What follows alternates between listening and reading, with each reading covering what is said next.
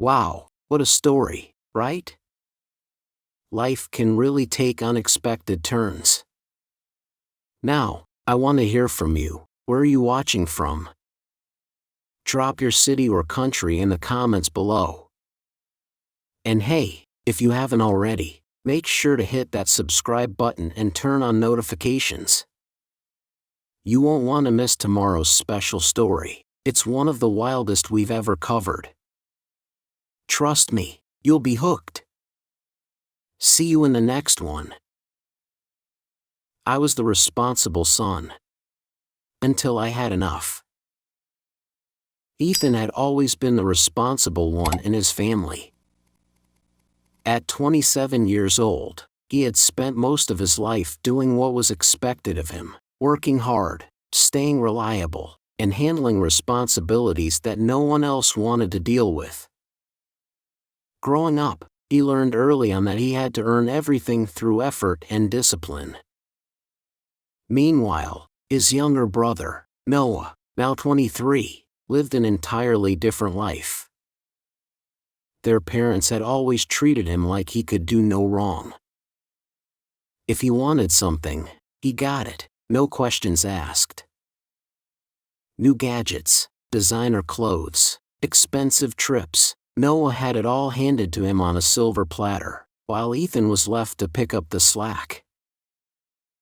Their parents, Mark and Linda, had always been strict with Ethan. They drilled into him the idea that life wouldn't be easy and that he had to work for everything he wanted. Nothing in this world is free, his dad would always say. You have to earn your place. And so, Ethan did. At 16, he got his first job at a local grocery store, working late shifts after school to save up money. He paid for his own car, covered part of his college tuition, and never asked for anything extra. But Noah never had to lift a finger. If he wanted the newest iPhone, he got it. If he needed money for something, their parents would hand it over without a second thought. Ethan would watch as his younger brother breezed through life, never facing real consequences for anything. Even when Noah got into trouble, whether it was skipping school, slacking off on chores, or barely passing his classes, there was always an excuse. Oh, he's just young, their mom would say. He'll grow out of it. Ethan knew better. He had spent years being the one to take care of things. Running errands, fixing things around the house, making sure bills were paid when their dad's paycheck didn't cover everything. Those were his responsibilities, not Noah's. It didn't take long for Ethan to realize that, in his parents' eyes, he was the worker, the one who kept everything running smoothly. And Noah? Noah was the prince. Ethan had learned to live with it, to some degree. He had told himself that hard work would pay off, that one day, things would balance out. But deep down, he knew the truth. Noah would always be the favorite. And no matter how much he sacrificed, his parents would never truly see the difference. Noah's college graduation was supposed to be a big day for the family. At least, that's how their parents made it seem. Ethan, of course, had been the one running around making sure everything was in place. He helped set up the decorations, picked up the cake, and even made sure their dad's suit was pressed. Meanwhile, Noah? He just had to show up. Ethan wasn't bitter, not at first. He had long accepted that their parents treated them differently. But as the night went on, that old frustration started bubbling to the surface. The way their mom and dad beamed with pride as they talked about Noah's hard work made Ethan want to laugh. Hard work? Noah had barely scraped by, passing his classes with the bare minimum effort. Meanwhile, Ethan had worked 2 jobs to pay his way through school, never once getting the same level of praise. Then came the moment that changed everything. Their parents gathered everyone in the living room for the big surprise. "Noah," their dad said, grinning ear to ear, "we are so proud of you. We know how hard you've worked, and we wanted to give you something special to celebrate." Ethan already knew what was coming. He had seen the way their parents had been whispering for weeks, the way their mom had been acting like she was hiding some grand secret. But nothing could have prepared him for what happened next. They led Noah outside, and there, sitting in the driveway, was a brand new Ford Mustang. Midnight blue, polished to perfection. Ethan's stomach dropped. "No way!" Noah shouted, running up to the car like a kid on Christmas morning. Their parents laughed, clapping as if they had just changed his life. Ethan stood frozen. He knew money had been tight.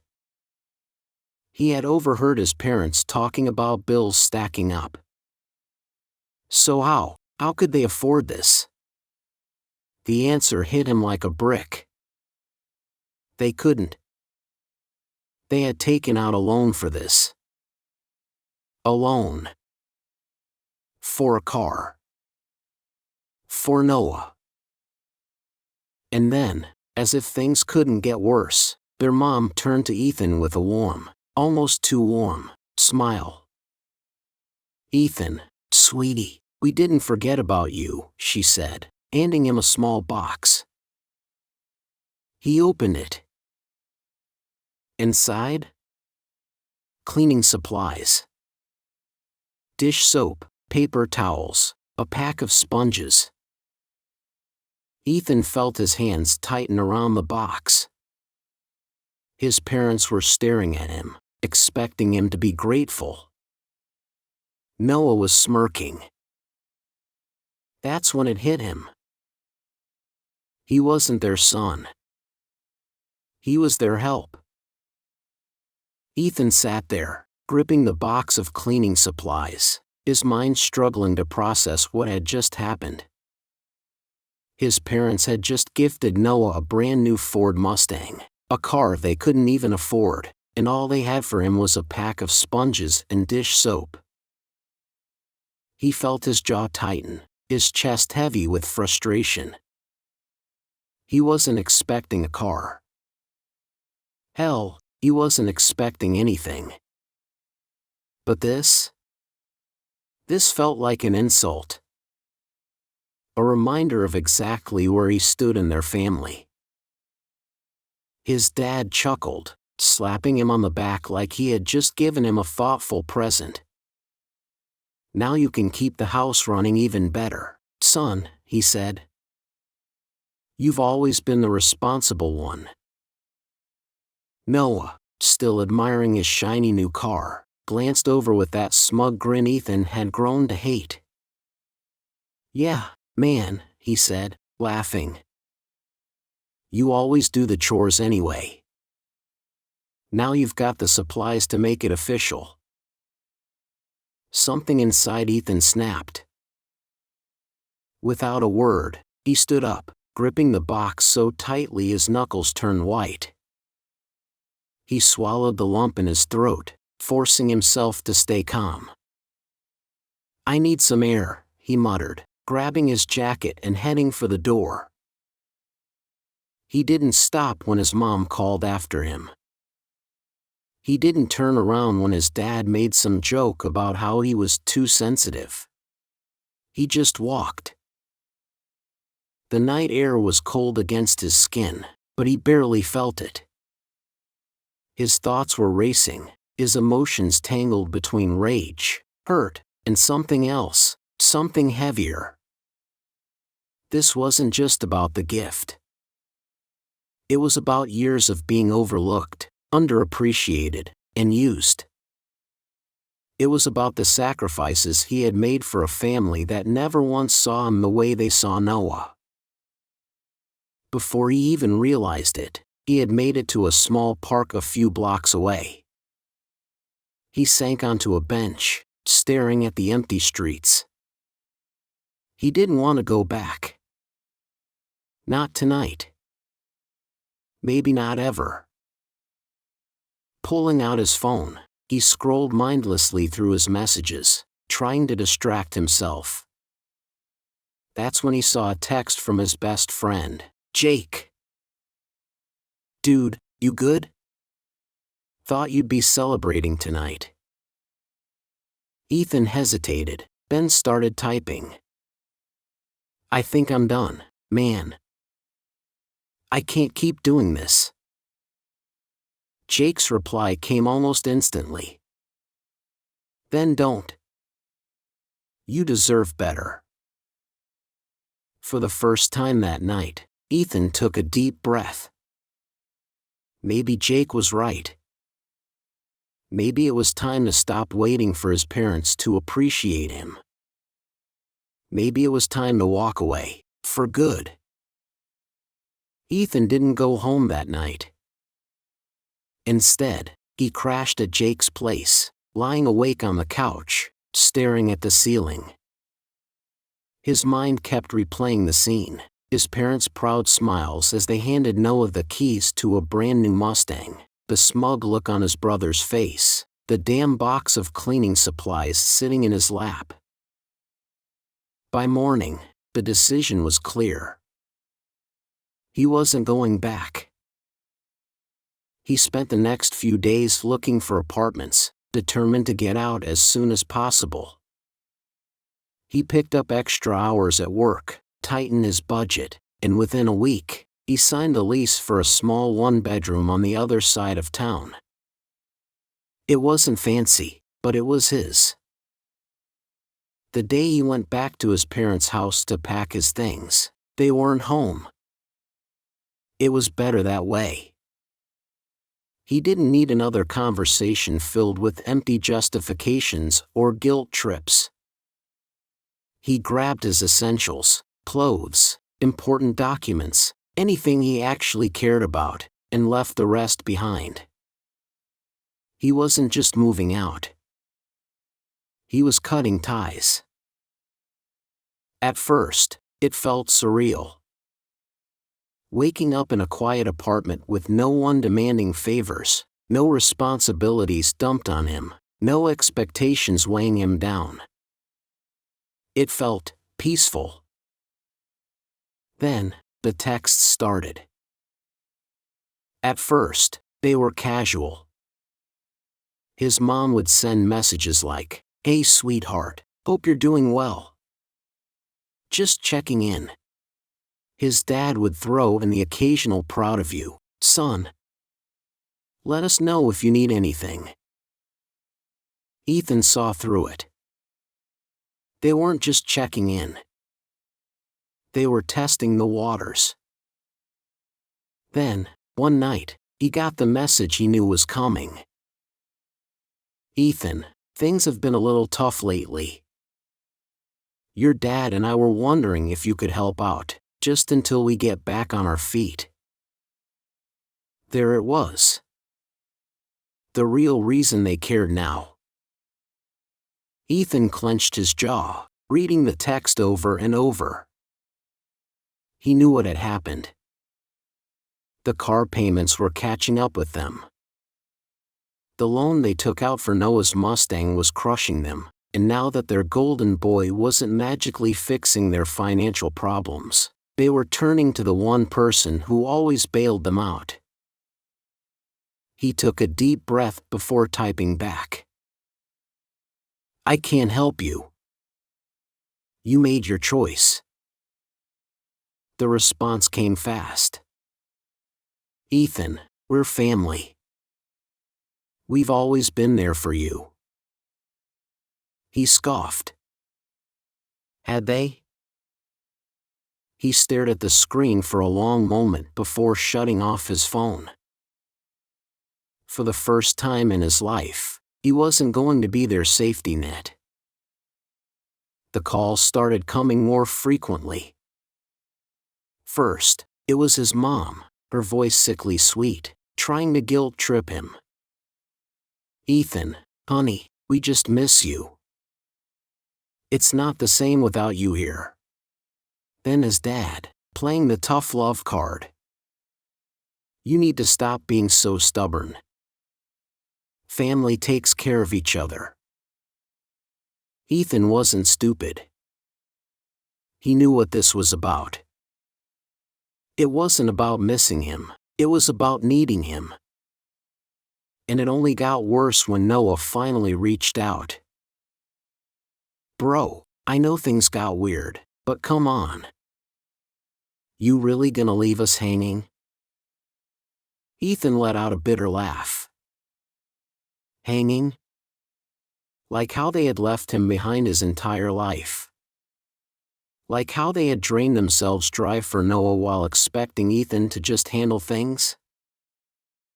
Still, part of him hesitated.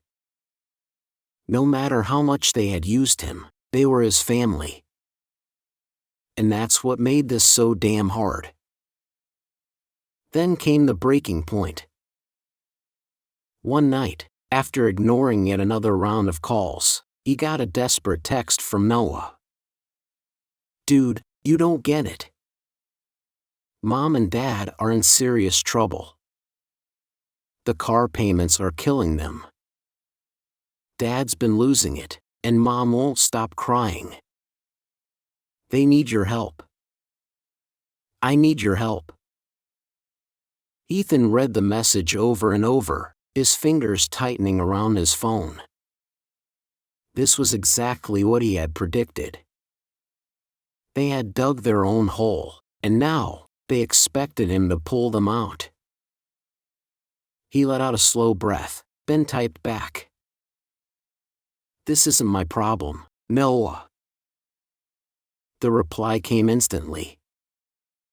"What the hell, man? You're just gonna let us drown? What's the point of family if you're not there when it matters?" Ethan's hands shook, not with hesitation, but with anger. He thought of every time he had been there. Every sacrifice he made. Every moment his parents had treated Noah like royalty while expecting Ethan to be their unpaid servant. No. He wasn't going back.